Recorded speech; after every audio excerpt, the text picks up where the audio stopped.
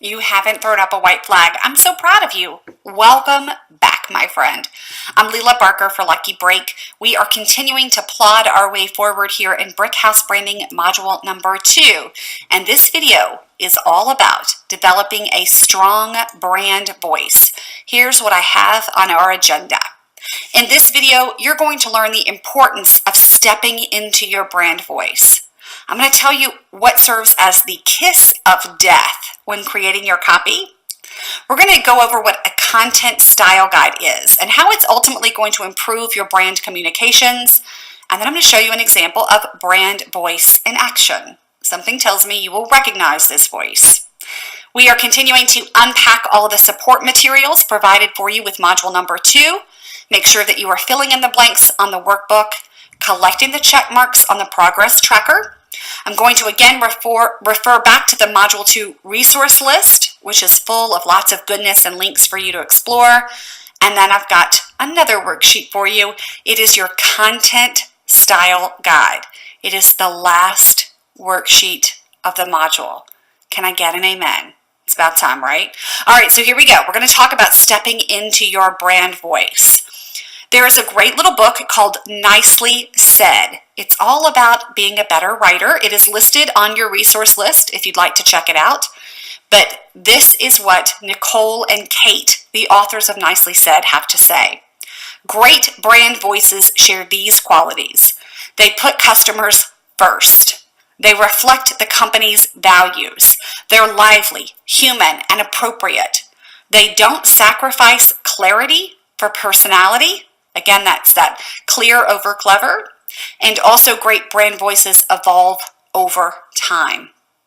So I want you to think about what tone you want your brand to strike. This will, again, tie intimately into that brand personality assessment that we did. Our brand voice is going to be very in step with our brand personality. I've put some tones on the screen for you right now, but again, not the alpha and the omega. Not a comprehensive list, but some words to sort of get your wheels turning. So what is that kiss of death when you are writing copy? It is trying to be politically correct. If you strive to be politically correct, your brand messaging is prone to becoming stale and starched. Read here, generic, boring, vanilla.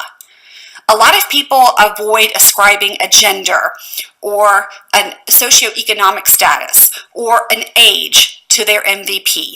Go ahead and cave. Cave into the temptation and ascribe those qualities. And here's why. Because those are some of the most important considerations to meditate upon when developing your brand voice. It's hard to talk to somebody when you don't know their age. You don't know what pop culture references to make, right? Or what words to use, what slang you can use, what colorful phrases or colloquialisms you can use if you don't know somebody's age. Gender heavily influences how you talk to people. Socioeconomic status does as well. Consumers are going to assign age, gender, and socioeconomic status to your brand, even in the absence of you specifically defining them. So either you're going to define them or your customer's going to define them. I would rather you be in control. So go ahead and drop the illusion that politically correct is the way to get by today. It may be in politics. If you were running for office, I might vote for political correctness, but we're not running for office. We're building a brand. All right, so we don't have to be quite so stale and in the middle. Here's a fun little game. These examples are all excerpted from Lawrence Vincent's book, Brand Real. I want you and I to think about what these brands represent. We're going to contrast two examples, Walmart and Target. From a social status, what kind of people do we think shop at Walmart versus what kind of people do we think shop at Target? I realize we're being stereotypical. That's sort of the whole point, right? It's okay, there's going to be exceptions. But generally speaking, when we think of those two stores from a social status perspective, Walmart tends to be more blue collar and Target tends to be upper middle class. Let's take another example, IBM versus Apple. Think about the age differences between those two. Which one trends older and which one trends younger? I hope that you guessed that IBM is a bit more mature. The Apple brand is decidedly younger. It's hipper, it's sexier. One more. When we think of cars, Harley-Davidson versus Acura, could you ascribe a gender? Which one of those feels masculine versus which one feels feminine? Well, that one's probably easy. Harleys are decidedly masculine. Acuras are pretty doggone feminine. So see, you as a consumer have already been ascribing those traits to those brands, whether you did it consciously or subconsciously. But you are going to consciously inform those traits when we come to your brand development, because I want you to be in control of them. Here's another great quote from Tim Halloran, his book, Romancing the Brand. Everything communicates. You must ensure that every message the consumer gets from the brand is using the same personality and tone. Remember, trust is the currency of the new economy. So anytime we have a break in consistency, we really have a break in trust, and that sets the brand way, way, way back. So I've got some exercises for you that I'll introduce towards the end of the video. They're going to help you go ahead and embrace the inherent characteristics of your brand. We're going to think about, how do you want to present yourself? What kind of brand voice do you want to cultivate when you are speaking with your customer?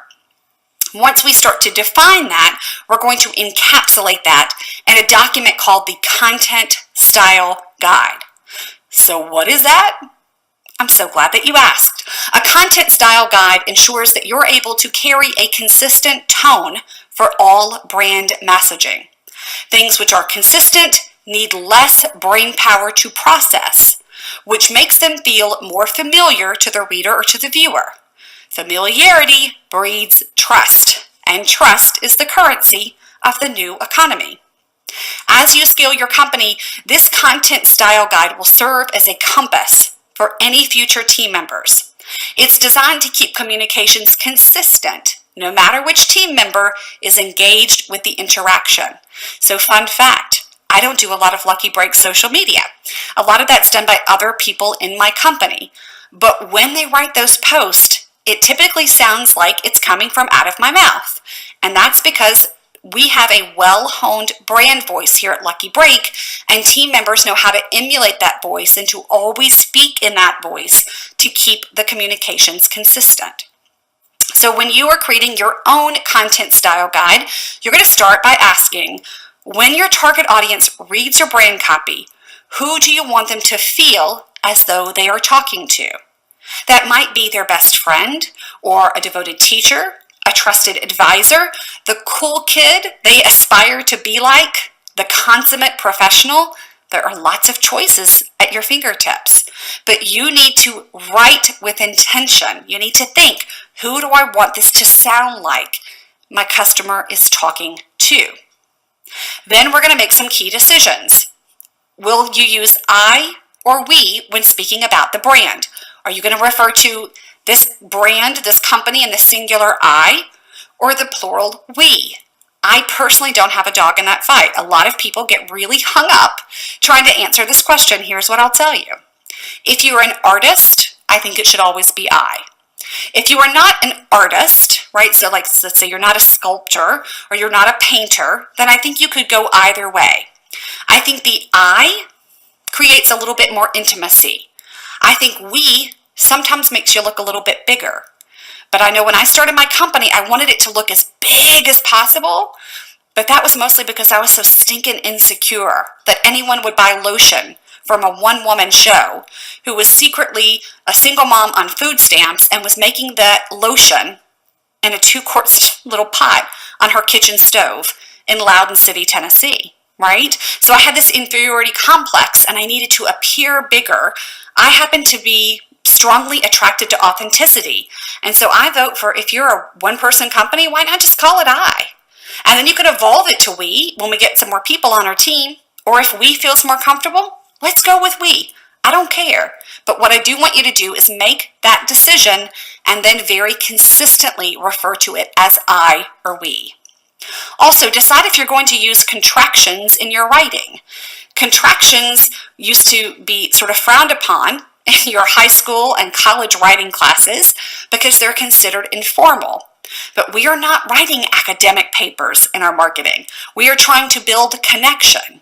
I happen to love a good contraction because I think it helps to build that connection and make people feel at ease. You may feel differently, and that's all right, but let's specify. You're also going to ask yourself, will you use idioms, colloquialisms, and slang, right? So these are more colorful sort of turns of phrases, but you have to decide if those are appropriate for the brand voice and brand personality that you're cultivating. Will you use ampersands in your writing? That's that fancy curlicue thing that means and when you don't want to write 3 letters. It's important for you to specify if that is part of your content style guide.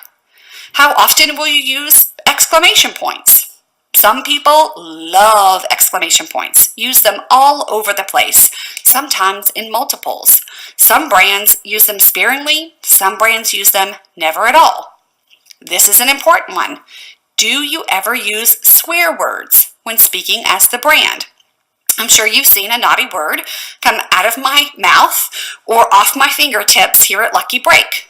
I do that intentionally. It conveys authenticity. It also establishes immediate connection, and it can serve to get attention. And then even more than that, chances are you're going to hear me on a phone when I'm just sort of ad-libbing and talking to my students. Probably a bad word's going to slip out because that's who I am. I'm just saying. And I don't want it to shock people. And I would rather you be shocked and decide that I'm not the consultant for you before you give me your credit card number than to come into a class, now be heavily invested, and then all of a sudden I offend you. So I use it as a little bit of a filter to help qualify people who come into my classes. So again, it sort of screens out the people who are going to be deeply offended by the way that I conduct myself in business. I also know some other people who would never, ever, ever, ever, ever, ever, ever swear. And even though I do swear, there are words I won't use in my business. So there are some very colorful 4-letter words that even for me are off the table. And I try very hard not to be shock jock or extreme about it or to use them just for the sake of getting attention.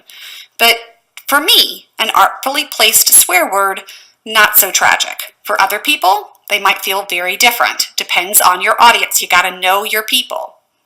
Also, what are you going to capitalize? A big trend right now is all lowercase letters all the time. It's sort of like modern and artsy.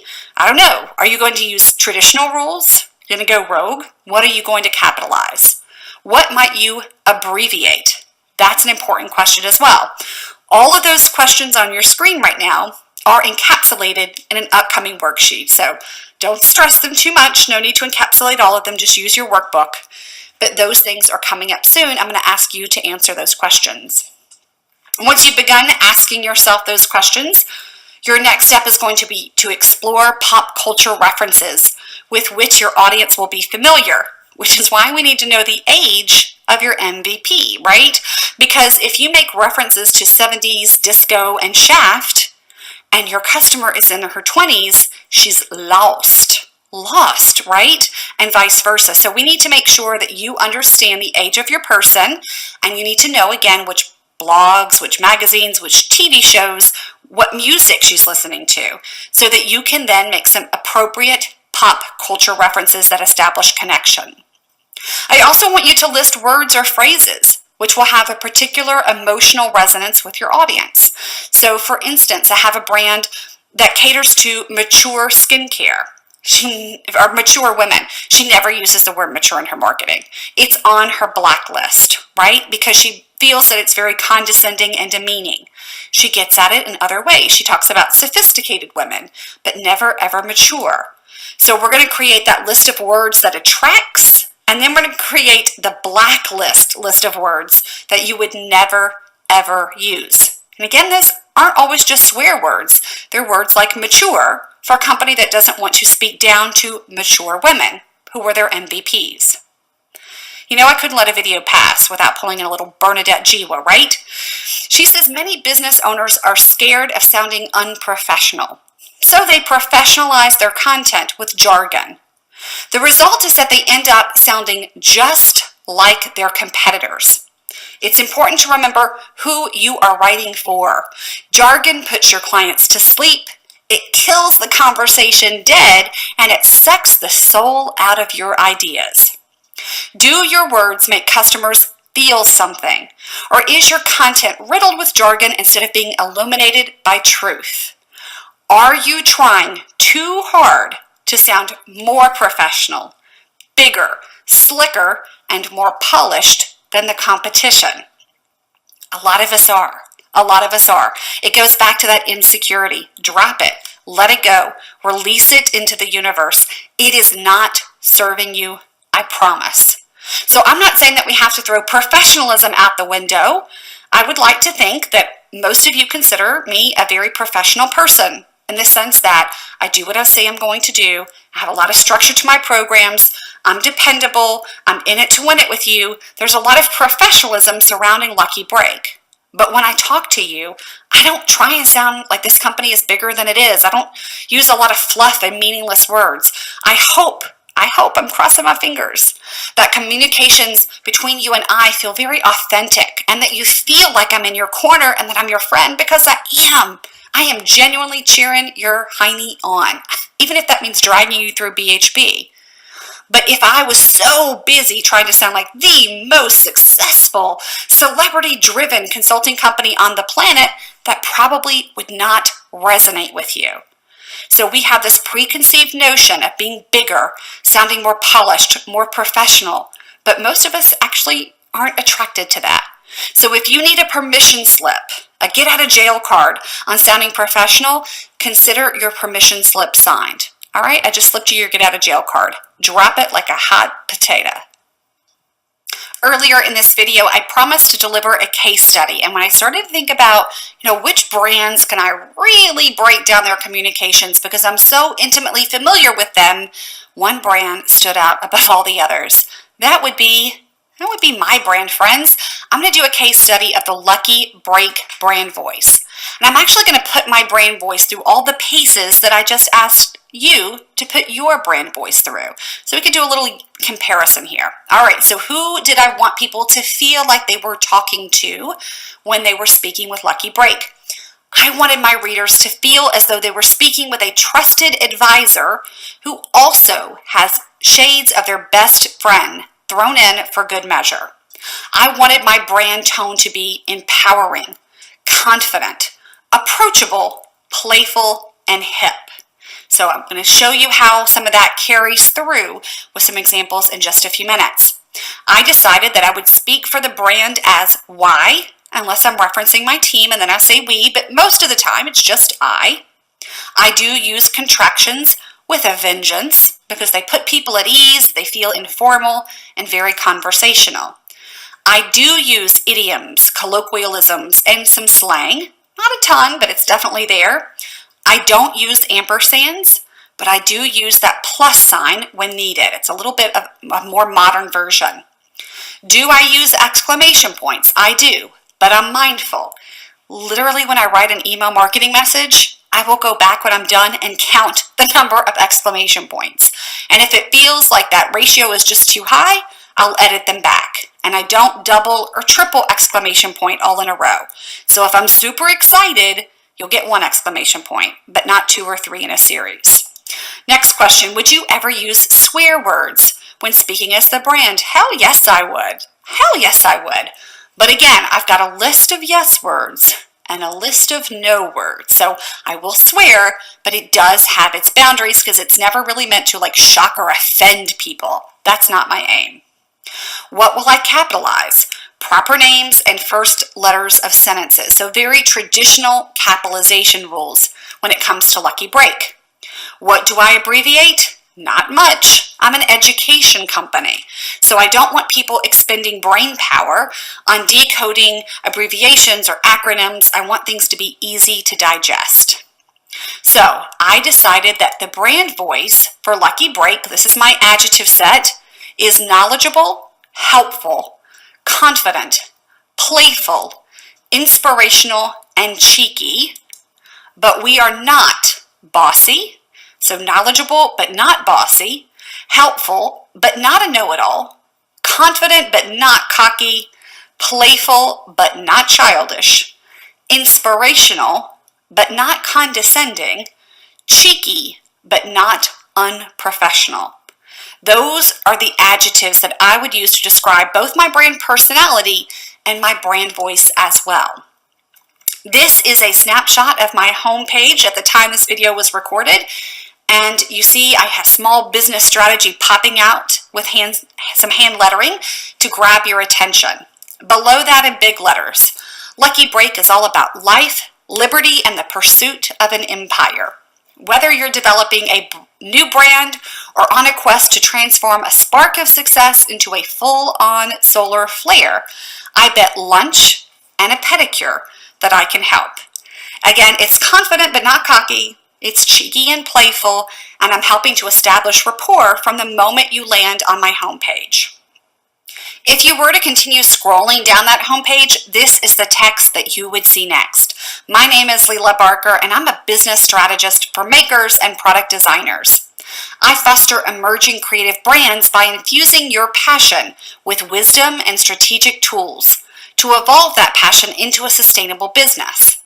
I collaborate with moguls in the making on wholesale strategy, product pricing, and brand development.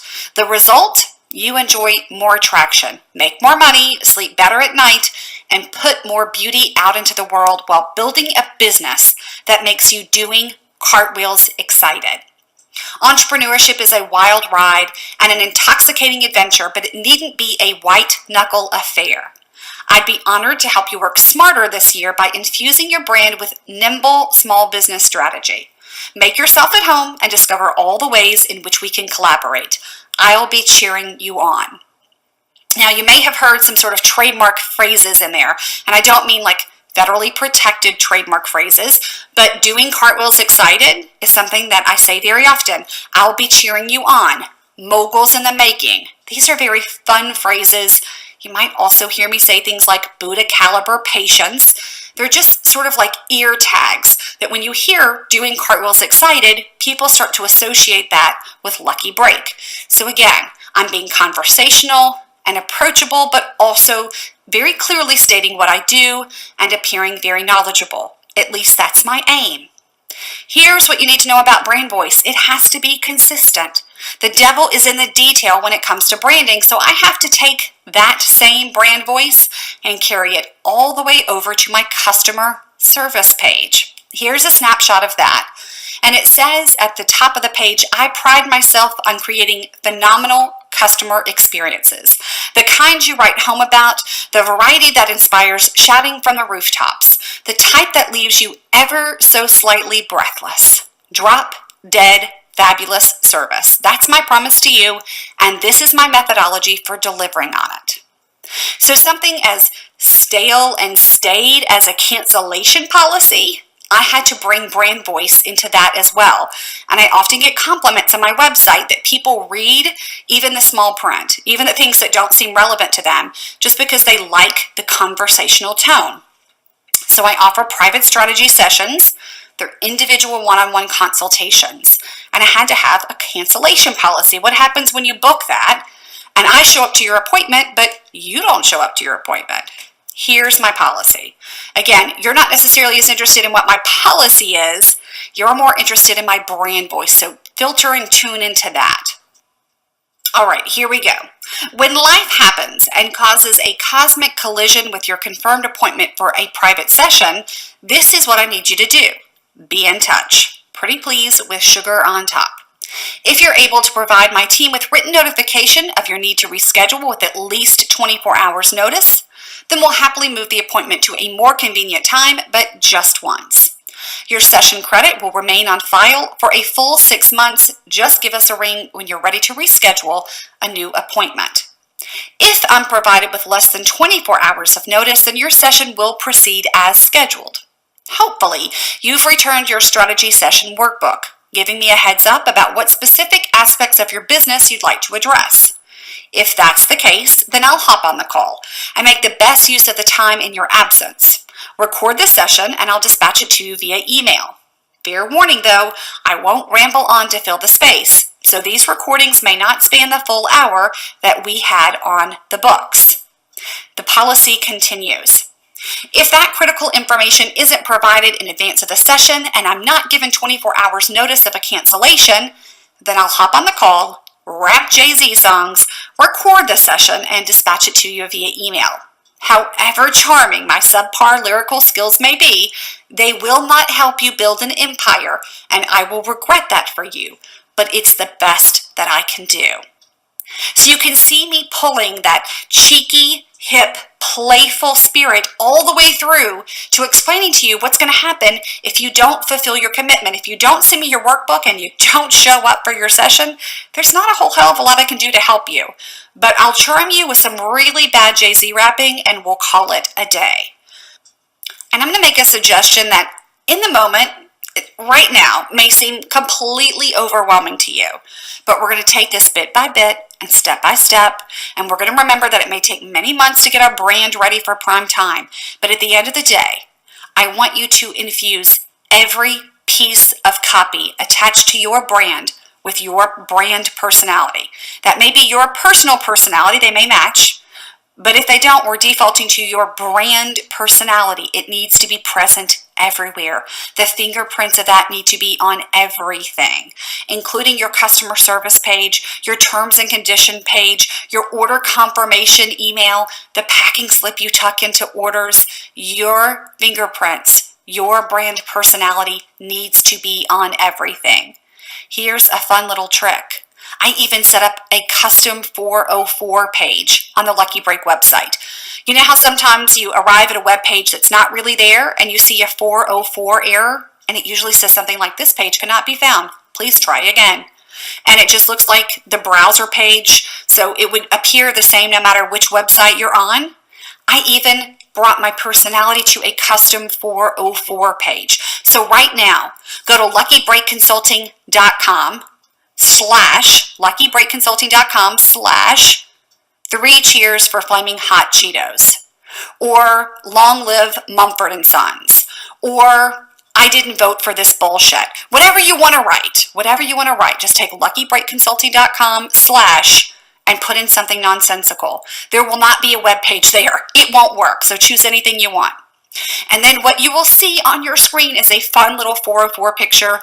It's got me, I'm sipping a coffee mug. I look sort of startled and caught off guard.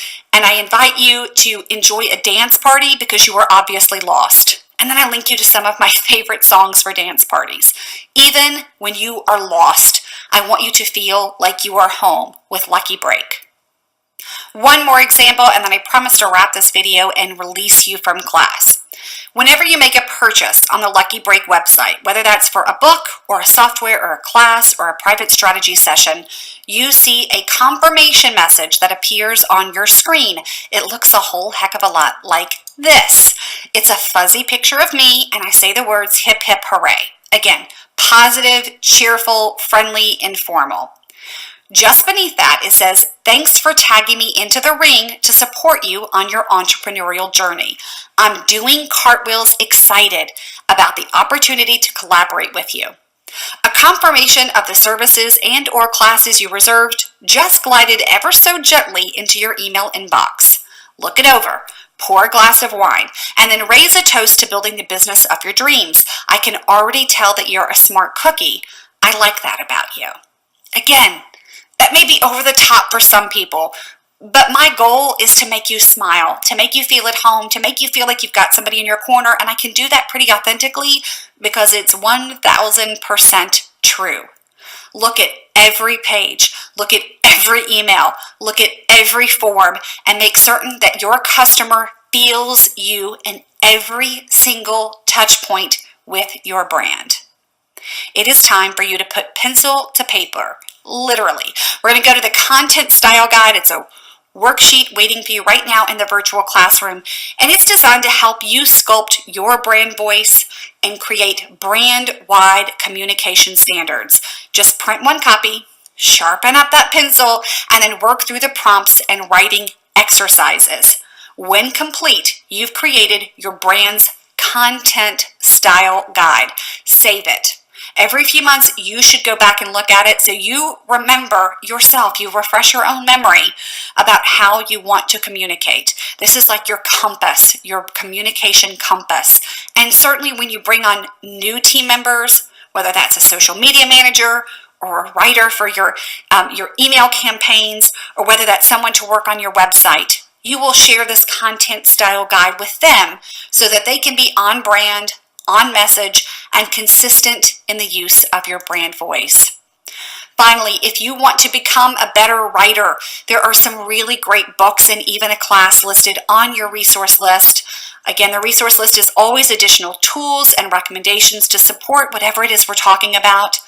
I also want you to look there because there is a list of brands with really well-cultivated brand voices. They're not a Lucky Break, I promise. Lucky Break doesn't make that list. But you will see at least a dozen brands. People selling shorts, people selling face masks, people selling dresses, right? People selling cars across a very wide swath of product categories. You could go click those links and just poke around and see other people and how they have cultivated a very strong, clear brand voice that has lots and lots of personality. If the concepts are still fuzzy, or if you want to get some juices flowing, spend some time poking around that list of well-cultivated, well-developed brand voices. You're down to one more.